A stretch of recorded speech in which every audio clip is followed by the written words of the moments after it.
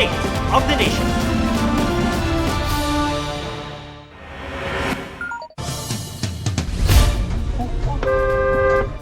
Imbis na dumiretso sa toll gate, nag-U-turn saka nag-counterflow ang kotseng yan sa Bukawi Toll Barrier sa NLEX nitong Lunes. Pinagpapaliwanag ng LTO ang driver at rehistradong may-ari ng kotse kung bakit hindi sila dapat kasuhan ng reckless driving at improper person to operate a motor vehicle. Suspendido na ng 70 araw ang lisensya ng driver. Isinailalim na rin sa alarm status ang kotse para matiyak na di maibebenta habang gumugulong ang investigasyon. Bago ngayong gabi, inaresto ang dating TV host na si Jay Sonza sa kasong cyber libel. Kaugnayan sa pagpapakalat umano niya ng peking medical records ng Pangulo online. May report si John Consulta. Bitbit ang warrant of arrest na inisyu ng Branch 118 ng Pasay RTC. Inaresto ng mga tauhan ng NBI Organized International Crime Division, Cybercrime Division at Technical Intelligence Division ang dating TV host na si Jay Sonza. Kaugnay ito ng reklamong cyber libel bunsod ng pagpapakalat umano ni Sonza ng mga peking medical record kaugnay umano ng kalusugan ni Pangulong Bongbong Marcos online. Na-issued po kanina ng warrant ng RTC ng Pasay kaninang hapon at agad po natin pinakilos ang OTCD, ang TRD at ang CCD po natin. It's a joint operation at nahuli nga po siya rito sa Project 8 Quezon City at sa kasalukuyan po ay pinaprocess po ngayon ng NBI po. Ito po ay kaugnay sa kaso niya ng paglabag ng cyber law natin na may kinalaman po sa pagpapakalat ng maling balita sa ating pong Pangulo at ito nga pong kaso niyang to ay no-bail po ito. Ayon kay Sonza, mapapiyansa na dapat siya nang biglang inabutan ng NBI agents sa kanyang tirahan sa Quezon City. I know this is all set up, so don't worry. Did you expect this to happen? No, I was ready to post my bail kanina. Opo. Kaya lang, wala pang warrant kanina eh. Okay. That's why I'm surprised they have a warrant tonight. Uh-huh. The judge was not supposed to be in the office kanina. Okay po. And it was supposed to be a bailable, hindi siya, nakalagay dito, non-bailable. We know the process naman eh. Oo. Ano masasabi niyo din, sir? No, we will go through the process, no problem. Handa naman daw si Sonza na tumalima sa proseso na kakibat ng kanyang pagkakaresto. Inaasahang bukas ay magre-return of warrant ang NBI sa korte. Kung sarado ito bukas dahil sa holiday, posibleng ilipat sa NBI Detention Facility si Sonza mula sa NBI headquarters kung saan siya magpapalipas ng magdamag.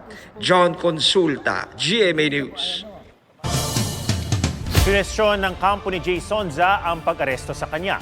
Ayon sa abogado niyang si Attorney Mark Tolentino, inaasahan nila ang posibleng warrant para sa kasong cyber libel. Pero hindi para sa unlawful publication na anyay isang very minimal offense lang. Ang ganitong kaso raw ay hindi dapat ituring na non-bailable offense. Pinisyon din nila ang isinampang kaso ng NBI na anilay wala namang personal na kaalaman sa nagawa umanong paglabag. Giit ni Attorney Tolentino, ang NBI ay hindi direktang biktima ng kontrobersyal na publication bagamat may kapangyarihan nitong mag-imbestiga. Pinisyon din nila ang pagsasampa ng kaso sa Pasay RTC, gayong ang sinasabing apektadong opisina ay nasa Maynila. Voluntaryo rin daw na sumuko ang kanyang kliyente para harapin ang mga kaso at wala raw itong intensyong magtago. Our team believe na may pagkakamali sa court. Bakit nag-issue sila ng warrant of arrest na itong kaso na ito, bail is not required. Bail is not required is different from a non-bailable offense. We will file a proper manifestation sa court na to issue an order informing or requiring the NBI to release immediately our client. Ingat sa mga self-care products na nabibili online dahil baka peke. Nasabat sa dalawang warehouse sa Maynila at Nueva Ecija ang mahigit 55,000 piraso ng mga pineking sabon, shampoo at lotion. Ayon sa NBI, nagkakahalaga ng mahigit 2 milyong piso ang mga kontrabando na may mga sangkap daw na delikado sa kalusugan. Wala pang pahayag ang may-ari ng mga establishmento na naharap sa reklamong paglabag sa Intellectual Property Rights Code at FDA law. Narito naman ang tip talk para di mabiktima ng mga peking produkto. May 5 P na dapat suriin ayon sa National Committee on Intellectual Property Rights. Una, ang packaging. Tignan kung maayos na nagawa at may Certificate Product Registration Seal. Presyo, dahil kung mas mura, mas magduda. Dapat ding ipagtaka kung ang mismong produkto ay may kapansin-pansin na pagkakaiba at mababa ang kalidad. Maaring peke rin ang mga may too good to be true na promotional message. At higit sa lahat, ang place o kung saan ito nabibili. Iginiit ng kampo ni Vice President Sara Duterte na spliced ang video ng umano'y pagbabanta ng bise sa buhay ng Pangulo na iprinisenta sa Kamara kahapon. May report si Tina Panganiban Perez. May kinausap na ako na tao. Sinabi ko sa kanya, kapag pinatay ako, patayin mo si BBM, si Lisa Araneta at si Martin Romualdez. No joke. Totoo at hindi edited ang video na yan ni Vice President Sara Duterte na iprinisintang ebidensya sa impeachment hearing kahapon ayon sa NBI. It's part of the authenticated video. Authenticate po is pag-ensure na ang yung video na yon is the same and actual nung nag-transpire. I-ensure po namin na hindi po siya edited or spliced or AI generated, Your Honor. Grave threat at sedition daw ang mga sinabi ng bise at may lead na sila kung sino ang kinausap niyang hitman. Pero giit ng abogado ng bise, pili ang ebidensyang iprinisinta at spliced ang video. Hindi raw pinansin ang konteksto. Hindi raw ito pwedeng maging batayan ng probable cause at lalong hindi para sabihing may prima facie case laban sa bise na may reasonable certainty of conviction. Nalilihis kasi, ang importante is yung bang mismong pahayag ng Vice Presidente ay talaga bang criminal in nature at pwedeng aksyonan or maging impeachable offense. Sabi pa ng abogado ng bise na si Attorney Michael Powa, di umano'y may mga ebidensya na hindi naka-attach sa orihinal na reklamo. Dapat, pag nagdedetermine ng probable cause, ini-evaluate yung mismong reklamo, yung impeachment complaints, at yung mga naka-attach na pieces of evidence dito. Kung susuriin natin itong mga impeachment complaints, wala naman pong naka-attach na mga pieces of evidence such as yung SALN, for example. That's why hindi natin alam kung ano naging basehan ng mga aligasyon na yon. Dagdag ni Powa, may mga inilabas na ebidensya pero hindi naman daw galing sa mga complainant kundi sa komite. How do we expect the respondent to intelligently respond to all of these allegations kung after the fact na nag-file kami ng answer tsaka sila biglang maghahanap ng mga ebidensya kuno? Sana present nila sa Justice Committee, no? Problem is they're pronouncing this only to media and we cannot appreciate those pronouncements if not made during the forum before the Justice Committee. Unanimous ang boto ng House Justice Committee na may probable cause para i-impeach ang vice-presidente at ituloy sa paglilitis ang dalawang impeachment complaints laban sa kanya. Ngayon, pag-iisahin ang dalawang reklamo at saka gagawa ng committee report na naglalaman ng articles of impeachment. Pagbobotohan ito ng komite sa May 4 at saka iaakyat sa plenaryo na posibleng pagbotohan sa May 11. 1/3 ng lahat ng kongresista o 106 na boto ang kailangan sa plenaryo para ma-transmit ang articles of impeachment sa Senado. Pero alegasyon ng kapatid ng bise na si Congressman Paulo Duterte may tumatawag sa mga chief of staff ng mga kongresista para bumoto pabor sa impeachment kung ayaw raw nilang mawala ng budget ang kanilang distrito. Pinabulaanan niya ng ilang mambabatas, kabilang na si House Justice Committee Chair Jervy Luistro. Wala po tayong na-experience na ganyan. So we deny the statement of Congressman Pulong in as far as we are concerned. Oras na lumusot sa plenaryo, itatransmit ang impeachment complaint sa Senado na tatayong impeachment court. Kanina nagpulong na ang ilang senador para paghandaan ang posibleng paglilitis. Sa akin, ang 14th, the following day. May matanggap, the following day, we will report it in Senate proper. And then, I will convene the Senate into an impeachment court. We will take our oaths and then follow the procedures that should be done. Kailangang in session ang Kongreso para tanggapin ng Senado ang articles of impeachment. Kapag natanggap na ito ng Senado, pwedeng magpatuloy ang pagdinig ng impeachment court kahit mag-break ang Kongreso sa June 5. Bukas daw sa publiko at ila-livestream ang impeachment trial. Tina Panganiban Perez, GMA News. Hindi pa man nakababangon sa sunog nitong Marso, muling nasunugan ng ilang residente sa Nia Road sa Quezon City. Kinala nila sinadya ang sunog. Ang sagot dyan ng lokal na pamahalaan sa report ni James Agustin.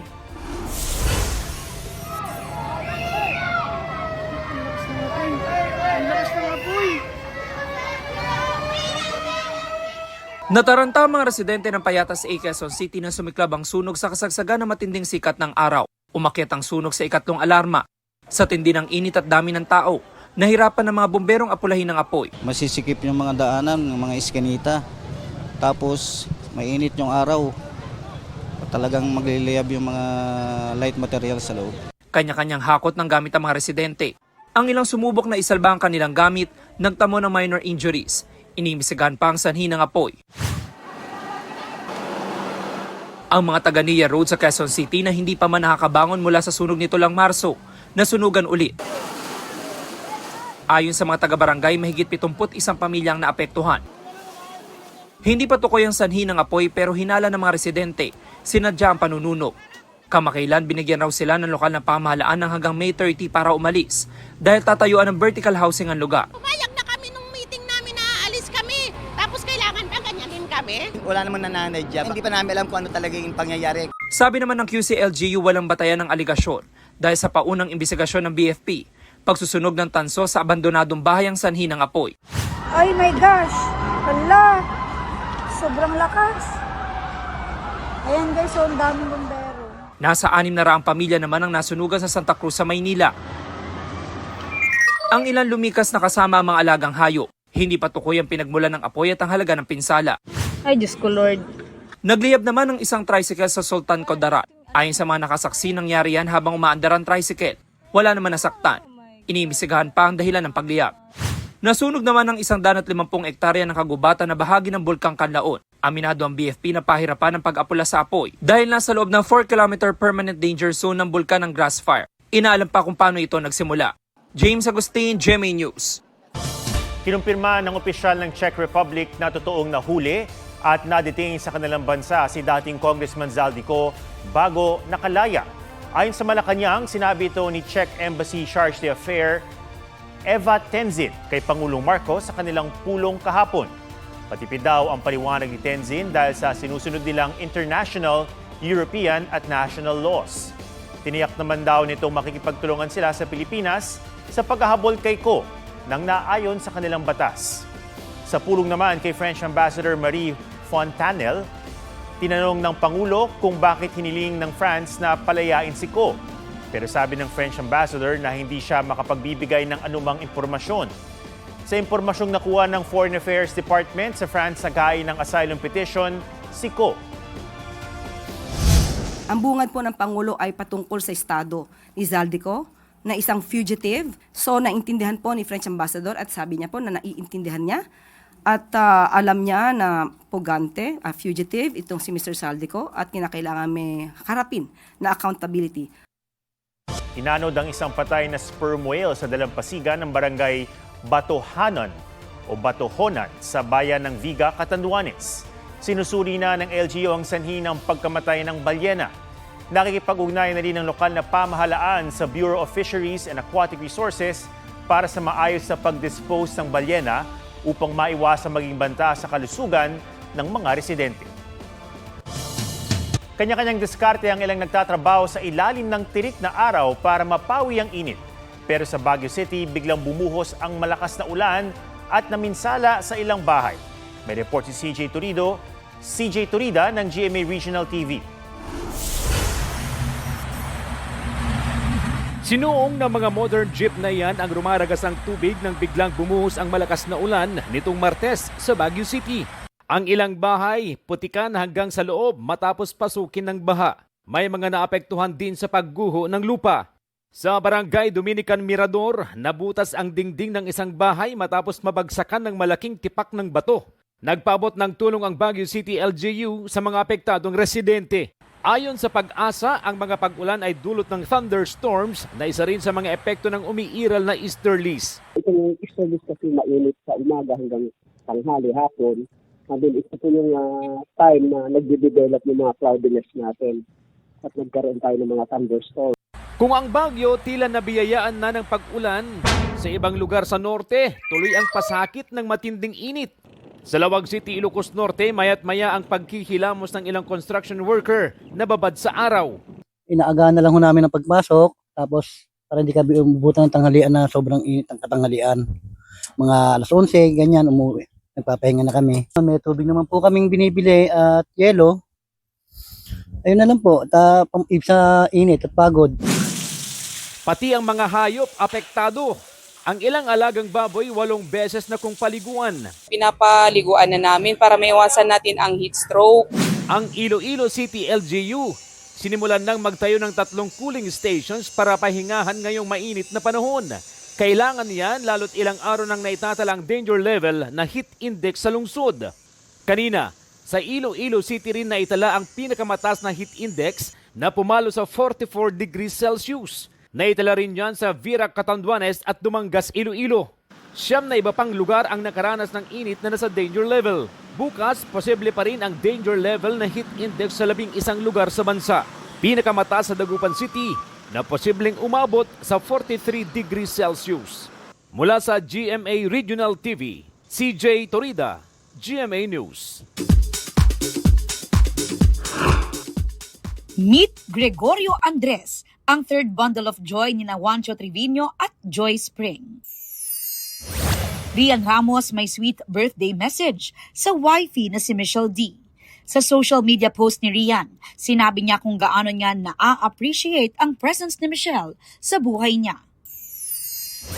Mga bida ng Encantadia Chronicles Sangre, nagbahagi ng mga natutuhan at bittersweet moments sa 3 taong pagiging bahagi ng Mega Telefantasia.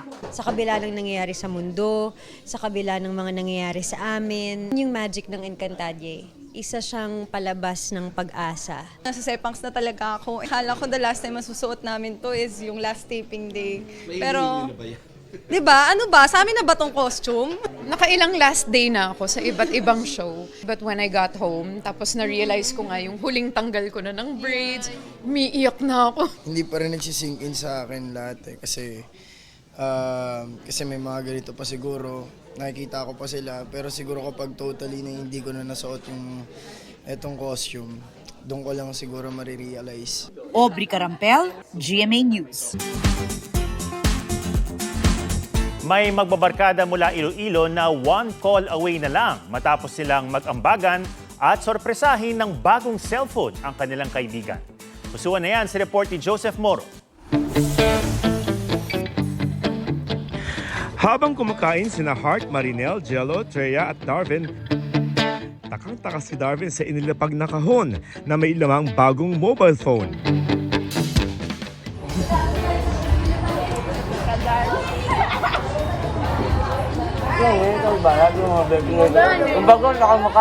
Sorpresa ng kanyang mga kaibigan pero di siya makapaniwala.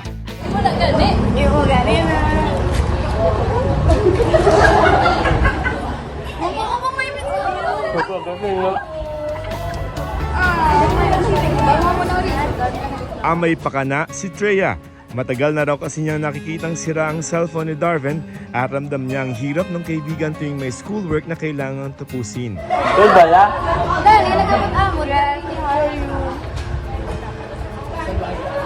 Ang perang ginamit bukod sa pinag-ambagan, katas din na napanalunan ni Treya sa isang patimpalak. Si Darvin nag-uumapaw sa emosyon at di mawaring ginastasyon siya ng mga kaibigan. Kaya napalong message na lamang sa group chat nila, kulang daw ang thank you at nangakong susuklian ang mga kaibigan. Pero wala silang hinihinging kapalit, sapat na ang friendship. Joseph Morong, GMA News.